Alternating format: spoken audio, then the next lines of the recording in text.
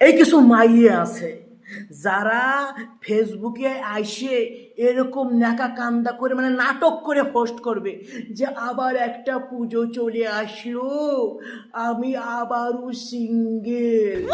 আবার কোন কোন মাইয়ে আবার এরম দিচ্ছে, আর কত রাত একা মানে হ্যাঁ তারা প্রেম ফিরিত করে না, হ্যাঁ তারা এখনো সিঙ্গেল আছে।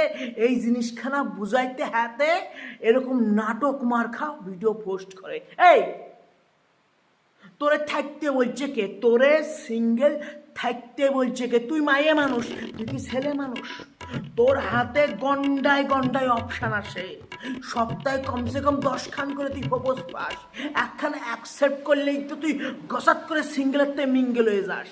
কিন্তু আমাদের অবস্থা দেখ, আমাদের ছেলেদের অবস্থা দেখ, আমাদের কোনো অপশান নাই, আমাদের কোনো অপশান নাই। মায়ের আমাদের পছন্দ করে না, প্রপোজ করলে অ্যাকসেপ্ট করে না, পটাইতে চাইলেও ফটে না।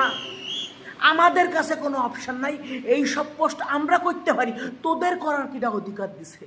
আইসা লাগ আমি হুদাও কিল্লাই আমার আবার আবার একটা পুজো চলি গেল, আমার এইবারও একা একা ঘুরতে হবে। তোর বলছে কে? তোর বলছে কে? তোর তোর অপশান আছে, তুই গসাত করে সিঙ্গলেতে মিঙ্গল হয়ে যা। ন্যাকামি করিস নে রে, জঘন্য লাগে, মানে লইতে পারি নে।